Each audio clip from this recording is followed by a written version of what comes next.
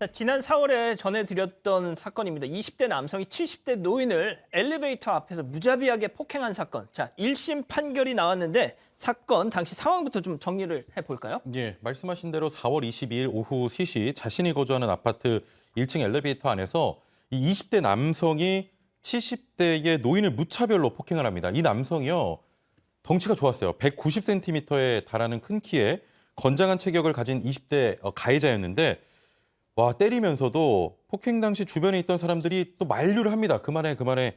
그런데도 폭행을 멈추지 않았고 경찰이 출동한 뒤에야 폭행을 멈췄습니다.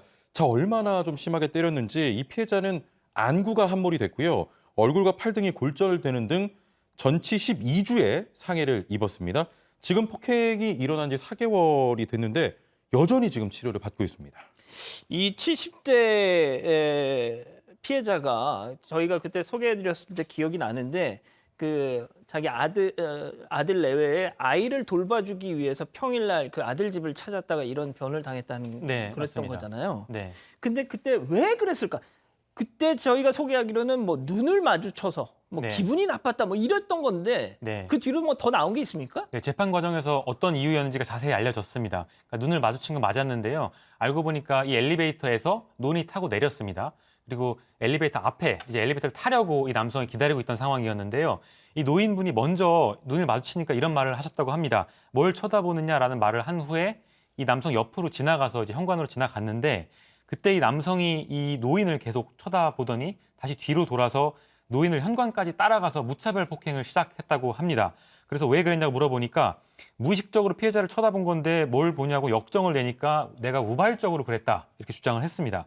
그리고 이 둘은 평소에 층간소음 등의 문제로 갈등을 겪어왔다 이렇게 이 남성은 주장을 했습니다. 소장님 이게 네. 그 사람 때리는 이유로 납득이 되세요? 그러니까 지금 보니까 뭐 층간소음 문제도 있었고 나를 왜 보냐 이런 식으로 됐다는데 이유는 납득이 당연히 되지 않죠. 그러니까 저는 이 사람이 굉장히 욱하는 성격으로 우리가 흔히 얘기하는 뭐 분노 조절 장애, 그런데 정확한 명칭은 간헐적 폭발 장애입니다. 그러니까 이게 자기 감정을 전혀 조절하지 못하는 걸 넘어서서 폭발하는 거예요. 그러니까 이 사람이 그 순간에 이거를 말도 안 되는 어떤 자극이 하나 들어오면 사람들이 좀 화가 날 수도 있고 기분 나쁠 수도 있지만 대부분은 그냥 참고 본인보다 연세도 너무 많고 또 자기는 키가 이만한데 이제 왜소한 노인이면 웬만하면 참고 넘어가죠. 근데 이렇게 폭발해서 전치 12주를 받을 정도면 이 사람은 결국에는 뭐 치료에 의해서든 법에 의해서든 본인의 그런 행동이 교정될 필요가 있다고 봅니다. 예.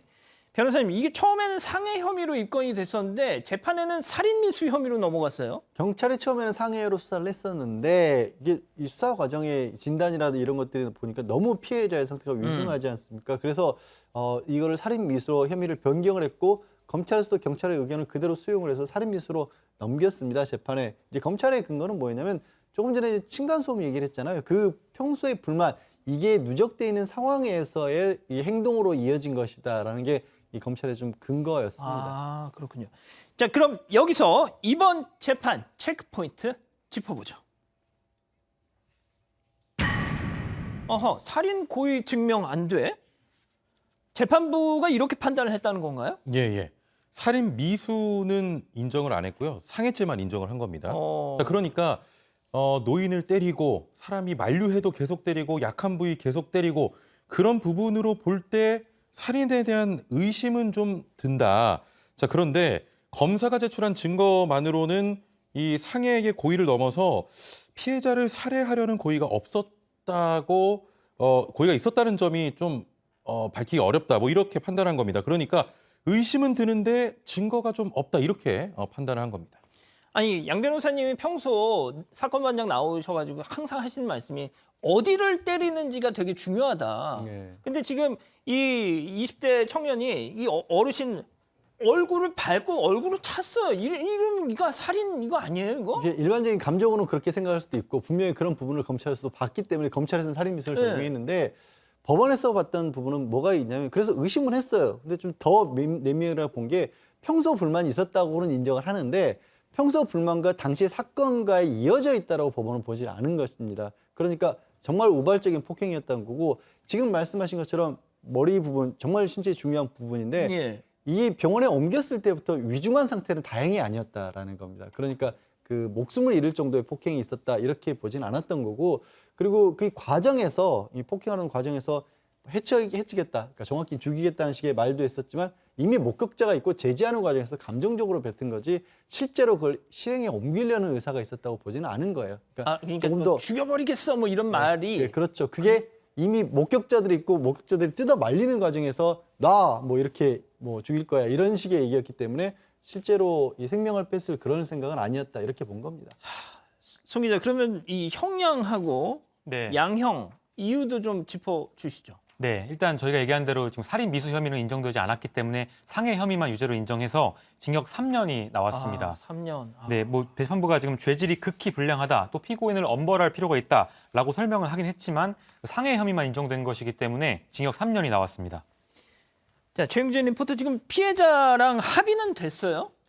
아니요, 이게 이 지금 피해를 당하신 분들 쪽에서도 지금 굉장히 분노하고 있는 지점이 뭐냐면 제대로 된 사과가 없었다는 거예요.